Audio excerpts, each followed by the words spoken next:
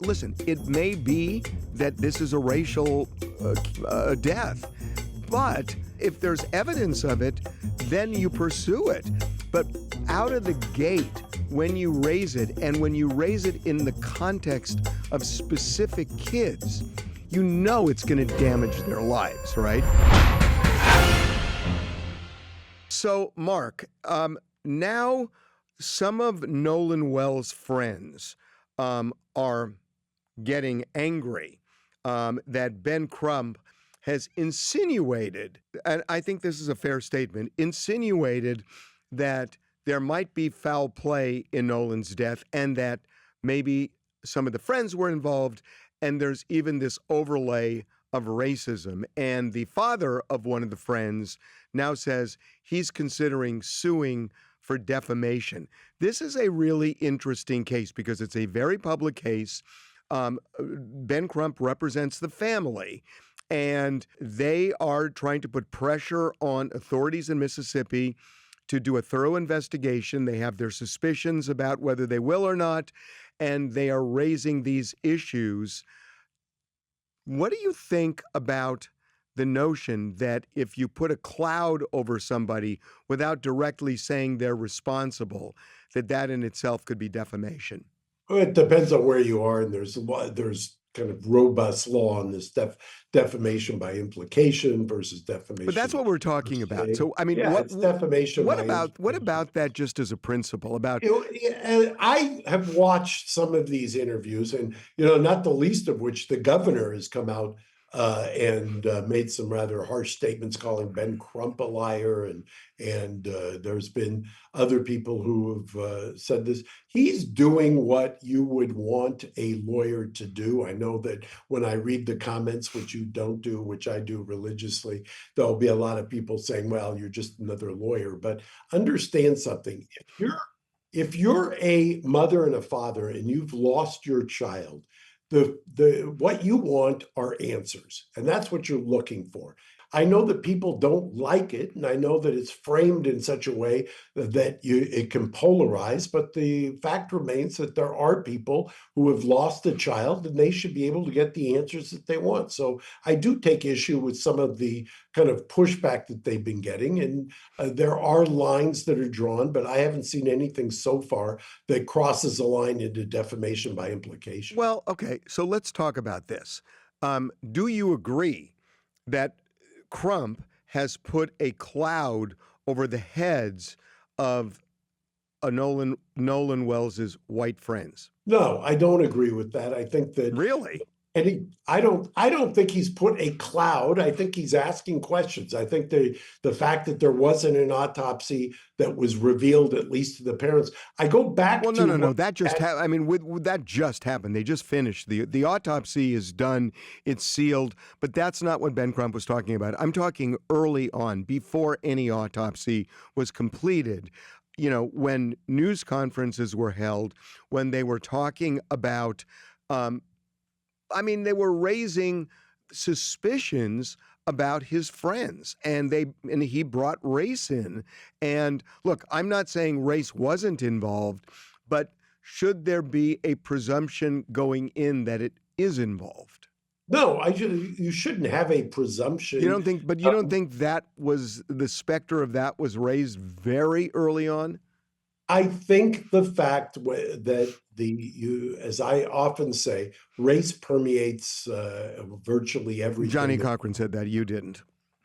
Yeah, well, Johnny was a mentor, so I listened to him and watched him, and before Johnny, there were others in LA who said the same thing. I mean, it is something that permeates our American system, for hundreds of years. It is, but you look, it's one thing to say, I don't think Nolan Wells and his family are going to get a fair shake, because that hasn't been the way investigations go in Mississippi, where you make a broad comment like that. But when you start lasering in on individuals before knowing whether they were involved or not, and you raise it publicly, because look, the stepmother of one of these kids has been getting, she's a judge, she's getting death threats. They've arrested a guy for that. Frankly, everybody's getting death threats in this case, on both sides. So, which, by the way, points out exactly what I'm saying. It's a polarizing issue. It's exactly, look at the guy, the death threats. Person who was arrested was more than just a death threat or an idle threat. I mean, it was awful in terms of what they were saying. yeah, but It goes again, both ways. who's stoking the coals on that? Well, I don't know that. I know that it's easy to say somebody is stoking the coals, and Ben is polarizing.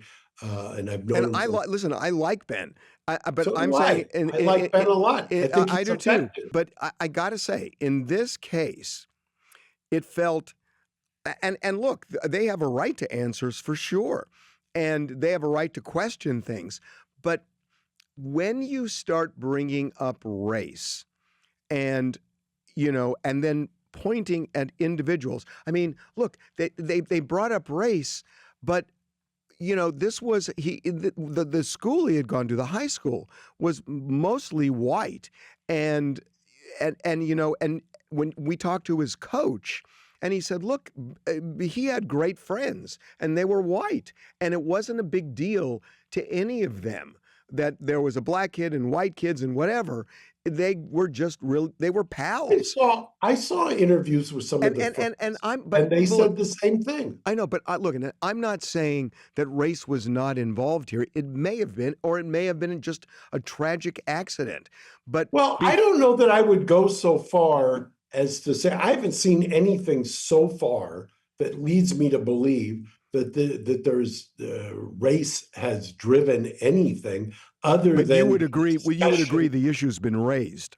Yeah, I was going to say, other than the fact that the discussion is framed in terms of race, and that's the problem.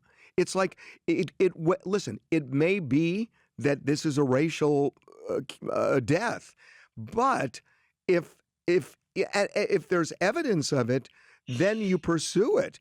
But out of the gate, when you raise it, and when you raise it in the context of specific kids, it's going to damage their lives, right? I'd love to see the interview and be able to point to the interview and critique it in real time instead of talking in more generalities. Because what Ben Crump is extremely effective in doing is bringing attention to a case. Right. I mean, that is what he is very skilled at. Yes. And he does that and has repeatedly done that with great effect. And so how can you fault somebody if you're a parent of somebody who's lost a son or a child or a loved one? You want somebody who's going to bring attention to it so that you can try to get some transparency or get some answers. So here's one of the problems. So now we have a video of these kids that he went with going back from Horn Island in the mid-afternoon of July 4th. And Nolan is not on that boat. Is this the one that you enhanced the audio? Yeah, but the thing about the audio is Nolan's not on the boat.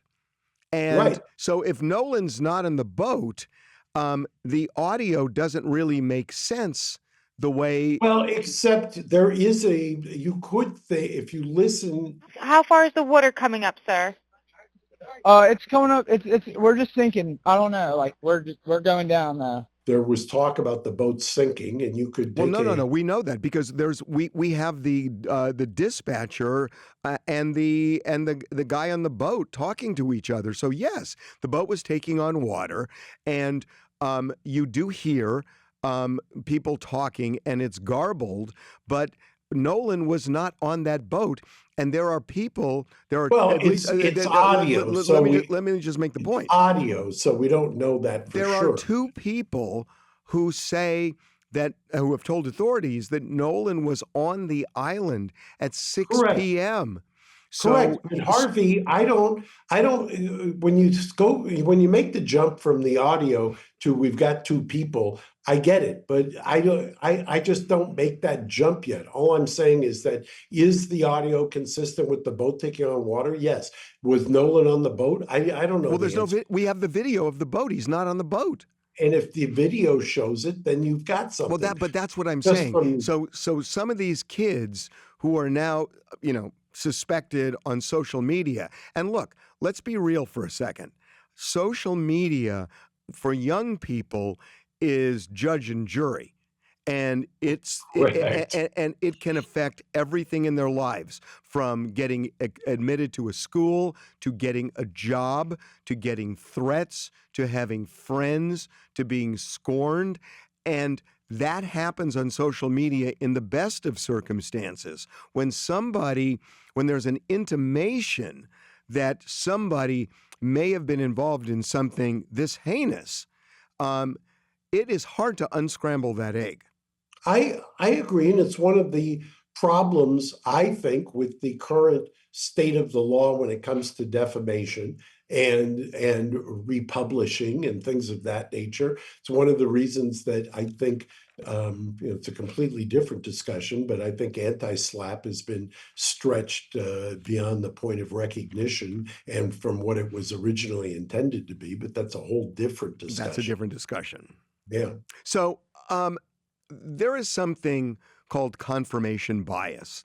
And I just think that is so at play in so many cases, including this case, that people who walk into something with a point of view will find anything to support that point of view and not necessarily look at the evidence objectively. Law enforcement can do that, and certainly people in the public who don't have the information do that, which is one of the reasons when you listen to that garbled audio, you can hear what you want to hear.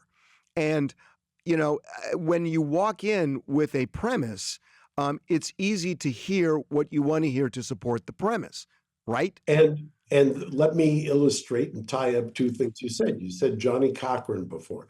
Johnny, after OJ, used to rent himself out to plaintiffs' lawyers to sit at the counsel table so that jurors who plaintiffs' lawyers did not want would raise their hand and say, I can't be fair because Johnny Cochran is sitting at that table. And you would eliminate those jurors without having to exercise a peremptory challenge. So now, in this post-Johnny world, Ben Crump, to some degree, triggers people the same sort of way. You'll hear terms like race hustler. You'll hear terms like racist, or he plays the race card, or things like that. When you would not normally, I think, necessarily, if it was somebody else besides Ben who is polarizing, but effective. And so I understand that, but that's a first cousin of the confirmation bias. It's the prism through which you look or come to a situation. If you see Ben Crump, if you see Al Sharpton, that triggers in certain segments of society a certain preconceived notions. And you talk about it as confirmation bias. I talk about it or look at it as the prism through which somebody judges a situation. I mean, to my point, look at what the governor said. The governor was slamming and thanking and slamming Ben Crump, saying it's not the first time he's lied and it won't be the last, or something to that effect. So it's obvious that Ben comes with certain baggage and certain demographics. I'll tell you the thing that kind of got me with Ben on this thing. So they did the official autopsy is now completed and it's sealed, and they are going to have a grand jury. I want to get into that in a minute. But there was an independent autopsy that the family did, and what Ben said was that the result of the autopsy was they concluded undetermined, that they don't know what caused his death. But then he went on to say, but they have not ruled out foul play. But yes, that's true. But that doesn't mean, it leads you. He mentioned this discoloration in the skull, which could Right. be an injury It could be an injury. It could be Matt Murphy, pooling of homicide blood on a prop- slab, pooling of Yeah. blood on a slab. And Right. so it could be either. So it's like when you keep this kind of, theory alive that he was murdered, that it's racial and all this other stuff. I mean, look, he could have been murdered and it may not have been racial. I mean, that's certainly possible. He could have been And he could have not been murdered, and it could have been an an accident. accident. Fallen and hit his head. And I think you can say fairly at this point that it's not leaning one way or the other in terms of what the public knows. In terms of what the public knows. I would agree with you, and I think that's a wonderful way to encapsulate it. Right now, when you say it's indeterminate or it's pending other investigation or whatever the caveats are, yes, I agree with you. I wouldn't call this certainly wouldn't call it a homicide yet, or and homicide in the strict legal definition, but when it's indeterminate by definition, you do more investigation. Okay, and that gets me to the grand jury issue. So the DA has said that when the investigation is complete, they are going to take this to the grand jury.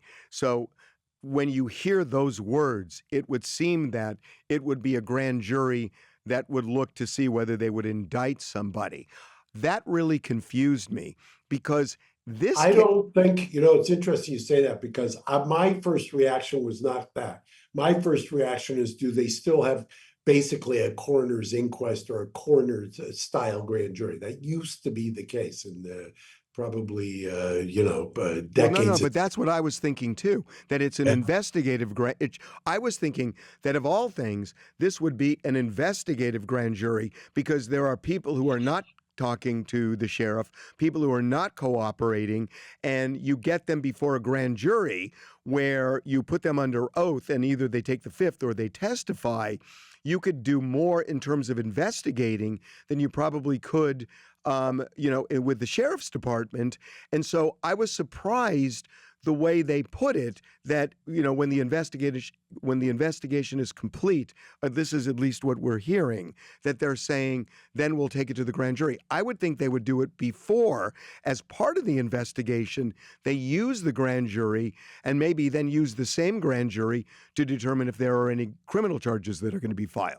Which is why I suspect part of the problem is when the DA comes out and announces it, then people's mindset is immediately, well, if the DA's there, then he's trying to determine whether there's criminal agency or criminal responsibility. Whereas if it's the coroner who's doing the investigation, then they're trying to figure out whether or not how to classify this. Well, but I mean, in the David case, it wasn't the coroner; it was Beth Silverman, the DA, who had 3 grand juries where they called various people to piece together the story. So it wasn't the coroner's grand jury, it was the DA's grand jury, and it was an investigative grand jury that helped them put the pieces together that led to the charges that were filed.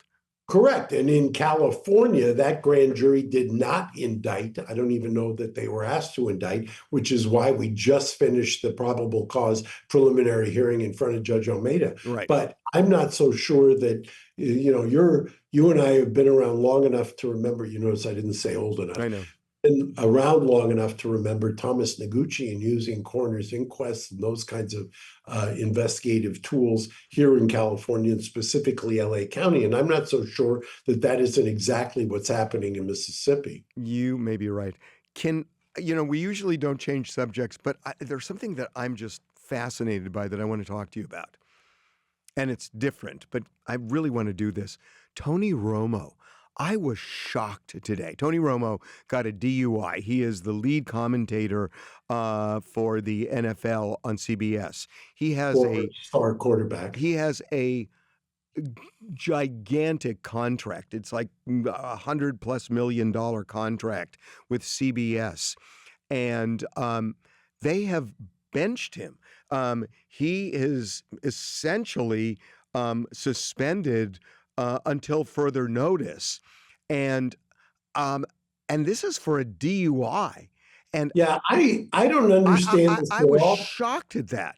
Yeah, I don't understand this at all. I wouldn't be surprised if there's some legal saber rattling, because I think that I don't know what the contract reads, but DUI generally is not a moral turpitude offense in almost all jurisdictions Right. or file definitions. So if it's not a moral turpitude offense, and as far as I can tell, there aren't any aggravating factors. I think about Charles Barkley, and Charles has had some challenges, and I don't remember him getting benched, and I could be wrong. Well, but but that's my question, is that, look, my sports department is saying they think that CBS, there are two theories. I have one, but my sports department believes that they want to get rid of Tony Romo, CBS does, because people don't like him anymore. That he's so good at football that he anticipates plays and spoils it for people because he says what's going to happen before it happens, and people just don't like it. And this would be a convenient excuse for them to get rid of him, and that's why J.J. Watt is going to be stepping in at least temporarily. And the idea is this is an excuse.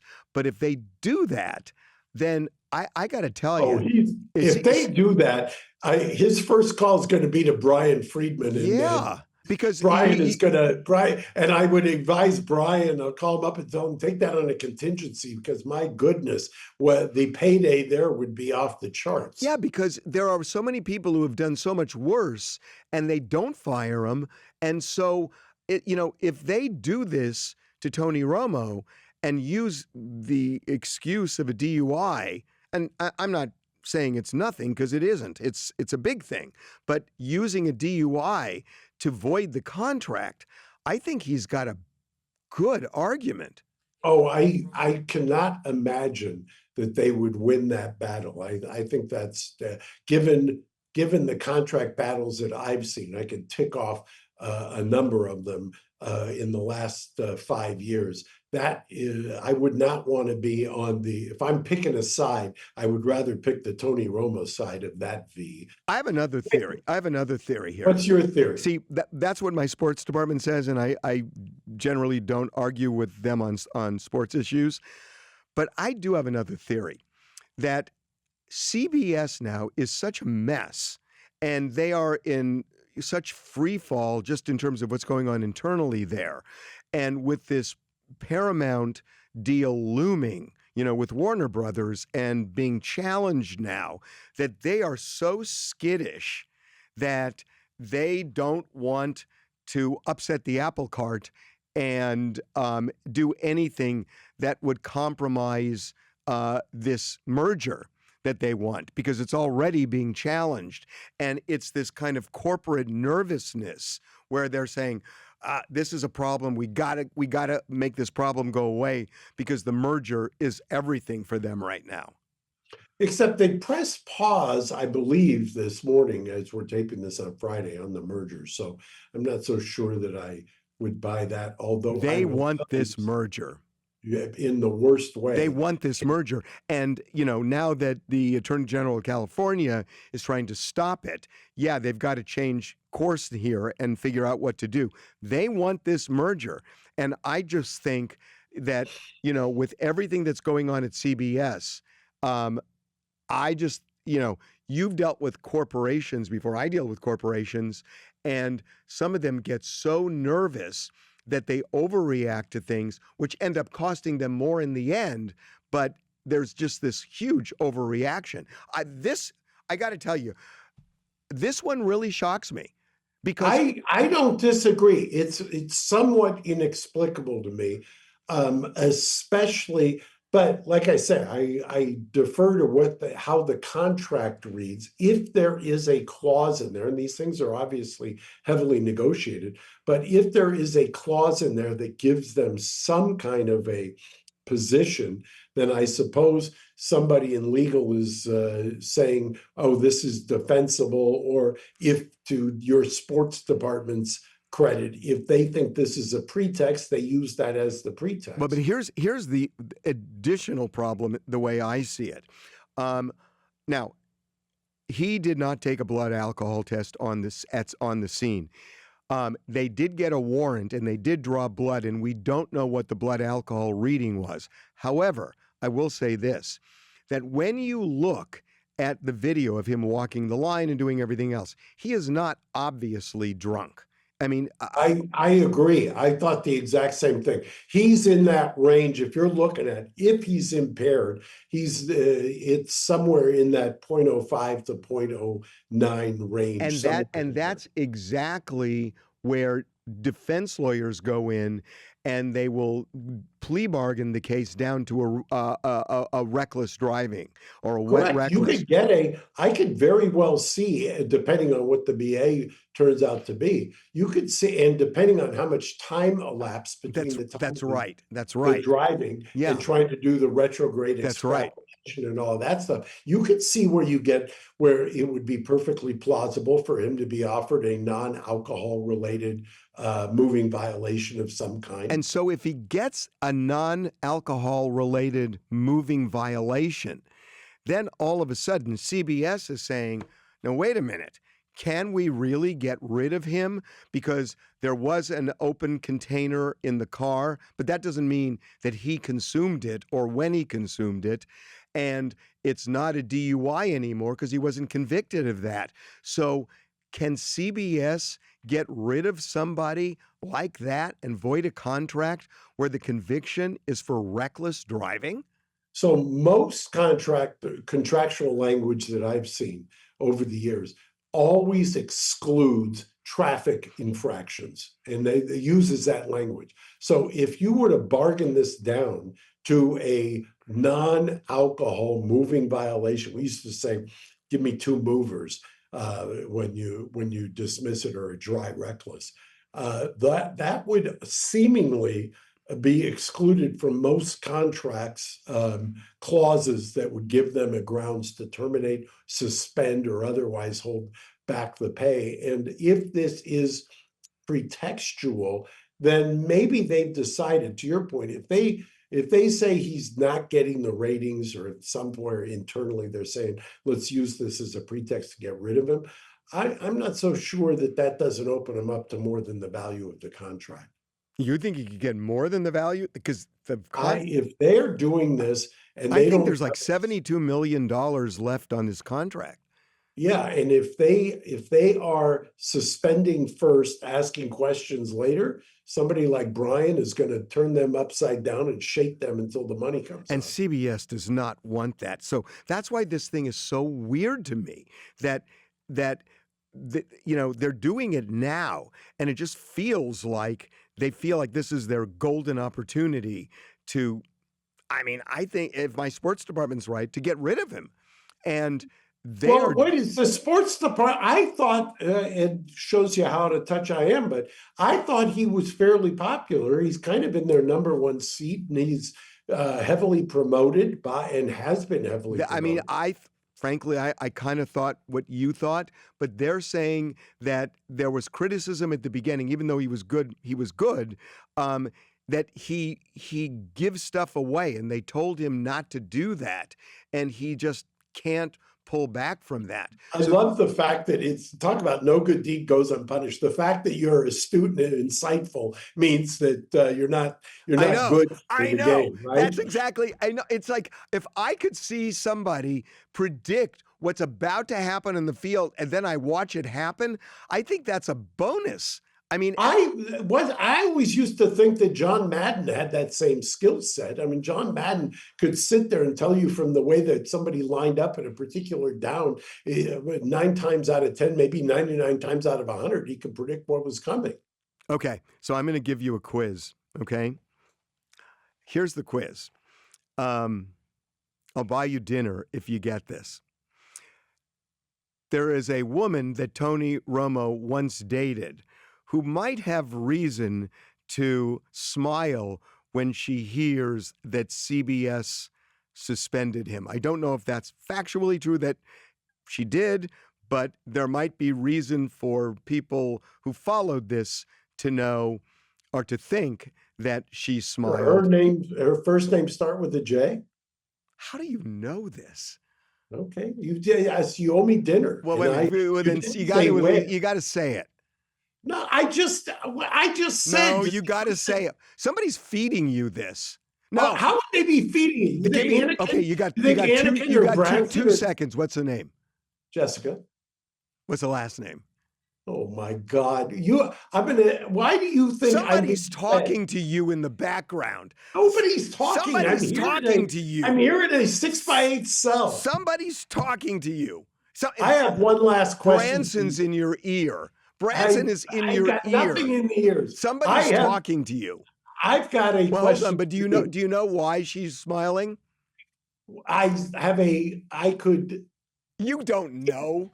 You don't know. Can't. You know why she's Okay, smiling? You just said I wouldn't know who it is. I gave you the. Okay, but you don't know. Somebody's I gave talking you the to name. you. I can't reveal any more than that. But I'm going to go completely off topic. Well, and hold ask, on. But don't you want to know what the reason is? That she gave him a boat, like $100,000 boat for his birthday, and he broke up with her like 2 weeks later, and got a boat. You don't think I knew that? You didn't know that. You didn't know that. I'm going to ask you a completely off topic. I'm not violating privilege. I'm going to ask you a completely off topic question. Okay, I'm nervous. No, this is political, and I know you follow politics closely. Todd Blanche, nominated, hasn't gotten out of committee, at least when we're taping this.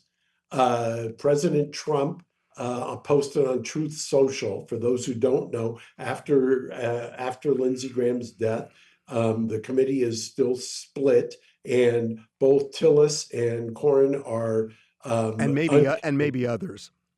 Yes, and maybe others. Does he get out of committee, and does Todd get a vote? He does not get out of committee.